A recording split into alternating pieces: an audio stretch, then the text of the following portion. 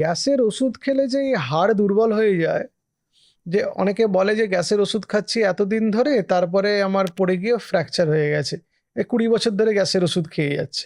তো গ্যাসের ওষুধ খেতে গিয়ে যে শরীরে বিভিন্ন রকম অসুবিধে হয় এবং দীর্ঘদিন ধরে আমাদের এই ওষুধগুলো খাওয়ার জন্য তার বিভিন্ন রকম সাইড এফেক্ট হয়, তার মধ্যে একটা বড় সাইড এফেক্ট বা পার্শ্ব প্রতিক্রিয়া হলো হাড় দুর্বল হয়ে যাওয়া বা অস্টিওপোরোসিস হওয়া।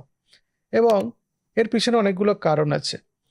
এই যে হাড় দুর্বল হয়ে যাচ্ছে, দীর্ঘদিন ধরে আননেসেসারি অ্যাসিডিটির ওষুধ খাচ্ছি, গ্যাসের ওষুধ খাচ্ছি। গ্যাসের ওষুধ মানে কিন্তু ওই ডমপেরিডন, ইটোপ্রাইড আর লিভোসালপিরাইডের মতো ওষুধ, কিন্তু এই ওষুধগুলো কিছু ওষুধের সঙ্গে মিক্স অবস্থায় বিক্রি হয়, তার নাম হচ্ছে প্রোটন পাম্প ইনহিবিটর। এই যে প্রোটন পাম্প ইনহিবিটর এই গ্রুপের ওষুধ, যাদের মধ্যে প্যান্টোপ্রাজোল, র্যাবেপ্রাজোল, এসোমেপ্রাজোল, এইসব ওষুধগুলো আছে। এই ওষুধগুলো যেটা মেন করে যে আমাদের একটা শরীরের মধ্যে রিসেপ্টর আছে বা একটা এনজাইম আছে, বলতে পারেন এনজাইম, সেই এনজাইমটাকে ইনহিবিট করে, তার নাম হচ্ছে হাইড্রোজেন পটাশিয়াম এটিপিএজ। এবং এই যে হাইড্রোজেন পটাশিয়াম এটিপিএজ, এটার নাম হচ্ছে প্রোটন পাম্প। এটা প্যারাটাল সেলে থাকে স্টমাকের, এবং সেখান থেকে স্টমাকের অ্যাসিড, যে হাইড্রোক্লোরিক অ্যাসিড, সেটা তৈরি হয়, নিঃসৃত হয়। যখন আমরা এই গ্যাসের ওষুধগুলো খাই, এই এনজাইমটাকে, এই হাইড্রোজেন পটাশিয়াম এটিপিএজ, এই এনজাইমটাকে ইনহিবিট করার জন্য অ্যাসিড সিক্রেশন কম হয় বা প্রোডাকশন কম হয়, এবং তার জন্য অ্যাসিডিটি কম, এবং আমরা অনেকে যাদের অ্যাসিডিটির প্রবলেমে ভুগি তারা বেটার ফিল করি।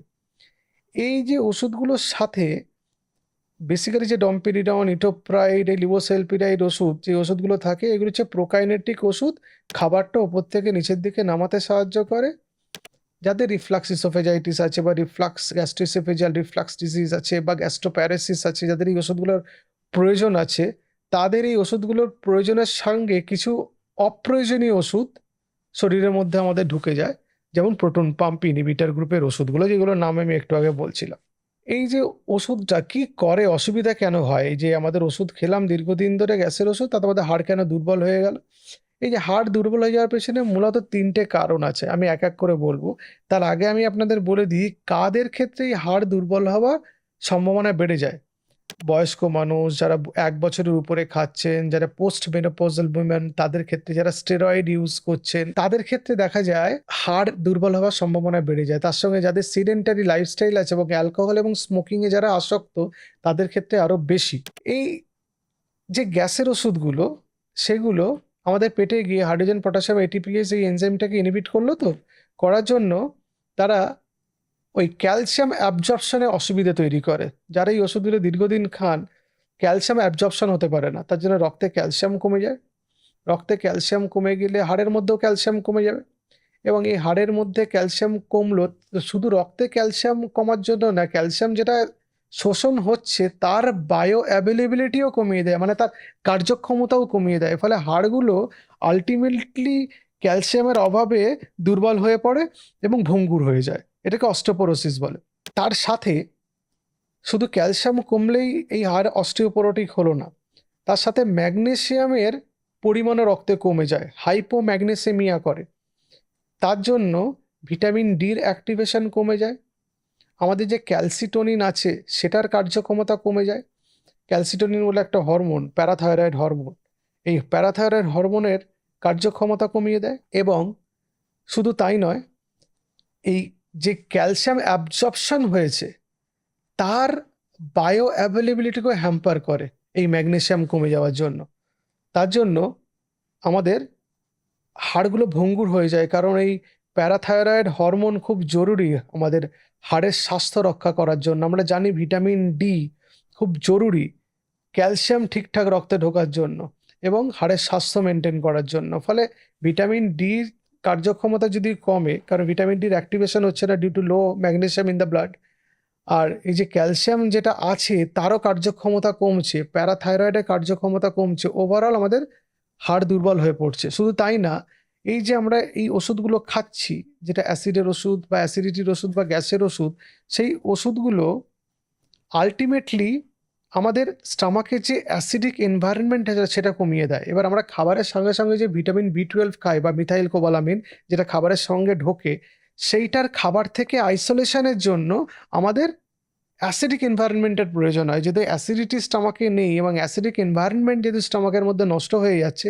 সেটা ভিটামিন B12 যথেষ্ট পরিমাণে আমাদের শরীরের মধ্যে থাকছে না, রক্তের মধ্যে যাচ্ছে না। এবার এই ভিটামিন B12 ইম্পর্টেন্স আছে আমাদের হাড়ের স্বাস্থ্য রক্ষা করতে। শুধু তাই না, আমাদের যদি শরীরে ভিটামিন B12 অভাব হয়, তাহলে কিন্তু যেটা মেন সমস্যা হয় সেটা হচ্ছে আমাদের নার্ভগুলোর ক্ষতিগ্রস্ত হয়। আমাদের নার্ভগুলো ক্ষতিগ্রস্ত হলে, যেন পেরিফেরাল নিউরোপ্যাথি ইত্যাদি, তাতে পেশেন্টের পড়ে যাওয়ার সম্ভাবনা বেড়ে যায় এবং তার জন্য হাড় ভেঙে যাওয়ার সম্ভাবনা বেড়ে যায়। তাহলে দেখুন, ক্যালসিয়াম, ম্যাগনেসিয়াম, ভিটামিন B12 তিনটেই গন্ডগোল হয়ে যায় যদি দীর্ঘদিন ধরে অ্যাসিডিটি কমানোর ওষুধ খাই বা গ্যাসের ওষুধ খাই যার মধ্যে অ্যাসিডিটি কমানোর ওষুধ মেশানো আছে। বিভিন্ন স্টাডিতে দেখা গেছে যে যারা দীর্ঘদিন ধরে এই যে অ্যাসিডিটি কমানোর ওষুধ বা গ্যাসের ওষুধ খাচ্ছেন, তাদের হিপ ফ্র্যাকচারের সম্ভাবনা বেড়ে যায়, রিস্ট ফ্র্যাকচারের সম্ভাবনা বেড়ে যায়, স্পাইন ফ্র্যাকচারের সম্ভাবনা বেড়ে যায়। তাহলে ভেবে দেখুন, যারা দীর্ঘদিন ধরে গ্যাসের ওষুধ খাচ্ছেন, এরকম অনেক মানুষকে আমরা চিনি, বলেন যে কোথাও চোট লাগেনি, অথচ কোমরে ব্যথা, এক্স-রে করতে দেখা গেল যে একটা তার কম্প্রেশন ফ্র্যাকচার হয়েছে, ভার্টিব্রাটা কম্প্রেসড হয়ে গেছে, একটা ফ্র্যাকচার। তিনি জানেন না আসলে অস্টিওপোরোসিসের জন্য হয়েছে। অস্টিওপোরোসিসের শুধু একমাত্র কারণ আমি গ্যাসের ওষুধ নয়, সেটা আপনাদের আমি বলছি না যে শুধু গ্যাসের ওষুধ খেলেই অস্টিওপোরোসিস হবে। তার বিবিধ কারণ আছে, তার মধ্যে জেনেটিকও একটা ইম্পর্টেন্ট রোল প্লে করে। কিন্তু অস্টিওপোরোসিস হলে যে হাড় ভেঙে যাওয়ার সম্ভাবনা বাড়ে সেটা তো আমরা সবাই জানি, কারণ হাড় দুর্বল হয়ে যায়। হাড় দুর্বল হয়ে গেলে আমাদের হাড় ভাঙার সম্ভাবনা বেড়ে যাবে, কারণ একটু অল্প পড়ে গেলেই ভেঙে যেতে পারে। সেই জন্য যারা অপ্রয়োজনে দীর্ঘদিন ধরে গ্যাসের ওষুধ খাচ্ছেন জাস্ট অভ্যেসের বশে, বা গ্যাসের ওষুধ বন্ধ করলে স্ট্রোক, হার্ট অ্যাটাক হয়ে যাবে, এই ভুল ধারণার বশে খাচ্ছেন, তারা গ্যাসের ওষুধ বন্ধ করুন। কিছু কিছু ক্ষেত্রে আপনাকে গ্যাসের ওষুধ খেতে হবে যাদের গ্যাস্ট্রিক আলসার আছে বা ইসোফেজিয়াল আলসার আছে বা ডিওডেনাল আলসার আছে, যাদের ব্যারেটস ইসোফেগাস আছে, যাদের গ্যাস্ট্রোইসোফেজিয়াল রিফ্লাক্স আছে, তাদের ক্ষেত্রে আলাদা। তাদের ক্ষেত্রে ডাক্তারবাবুরা বলে দেবেন কতদিন খেতে হবে একটা নির্দিষ্ট সময়। ইউজুয়ালি এইসব রোগগুলোতে 2 থেকে 8 সপ্তাহের একটা কোর্স দেওয়া হয় ওষুধের। যাদের গ্যাস্ট্রাইটিস হচ্ছে বা অ্যাসিডিটি হচ্ছে বা গ্যাস্ট্রোইসোফেজিয়াল রিফ্লাক্স ইত্যাদি, তাদের অন্যভাবেও ম্যানেজ করার ব্যবস্থা আছে। জাস্ট অভ্যেসের বশে আপনি গ্যাসের ওষুধ দীর্ঘদিন খেয়ে গেলে আপনার হাড় ভঙ্গুর হয়ে যাবে। এবং শুধু তাই না, যারা দীর্ঘদিন ধরে গ্যাসের ওষুধ খাচ্ছেন, তাদের দেখা গেছে কিডনি ডিসফাংশনও হয়। যদিও সেটার পক্ষে বিপক্ষে অনেক স্টাডি আছে, কিন্তু আমরা সন্দেহের বশে ধরে নিতে পারি যে দীর্ঘদিন ধরে গ্যাসের ওষুধ খেলে আমাদের কিডনি ডিসফাংশনও হবে, এবং সেটা থেকে আমাদের নিজেদের বাঁচানোর জন্য অপ্রয়োজনে গ্যাসের ওষুধ খাওয়া বন্ধ করতে হবে। সেই জন্য আপনাদের কাছে আমার অনুরোধ, যদি দেখেন যে দীর্ঘদিন ধরে আপনার অ্যাসিডিটি হচ্ছে, তাহলে অ্যাসিডিটি হওয়ার কারণ খুঁজে বার করার জন্য কিছু পরীক্ষা নিরীক্ষা করান। সেটা হতে পারে একটা ইউএসজি হয়তো গল স্টোন আছে, সেই জন্য আপনি একটা আপার অ্যাবডোমিনাল ফুলনেস এটা আপনি ফিল করেন, অথবা আপনার একটা গ্যাস্ট্রিক ইরোশন আছে, এইচ পাইলোরি ইনফেকশন আছে, হয়তো সেটা জানেন না। এন্ডোস্কোপি না করলে সেটা জানতে পারবেন না যে আলসার হয়ে আছে কিনা। এইচ পাইলোরি টেস্ট করার জন্য কিছু টেস্ট আছে, স্টুল এক্সামিনেশন আছে ইত্যাদি, সেগুলো করে দেখে নিতে হবে এইচ পাইলোরি আপনার ইনফেকশন হয়েছে কিনা। তাহলে তো তার জন্য চিকিৎসা করতে হবে, তার জন্য প্রয়োজনে অ্যান্টিবায়োটিক খেতে হবে। গ্যাসের ওষুধ খাওয়াটা, দীর্ঘকালীন ধরে গ্যাসের ওষুধ খাওয়াটা এই সমস্যার সমাধান হতে পারে না। সুতরাং যারা নিজেদের ইচ্ছায় দীর্ঘদিন ধরে গ্যাসের ওষুধ খাচ্ছেন, তারা গ্যাসের ওষুধ বন্ধ করুন। দেখুন আপনার কোনো অসুবিধা হচ্ছে কিনা। যদি অসুবিধা হয় তাহলে ডাক্তারবাবুর কাছে যান, তিনি কিছু পরীক্ষা নিরীক্ষা করবেন। সেই পরীক্ষা নিরীক্ষার নিরিখে আপনার চিকিৎসা হবে এবং আপনার যে অসুখ হয়েছে সেটা সেরে যাবে। ভালো থাকবেন। নমস্কার।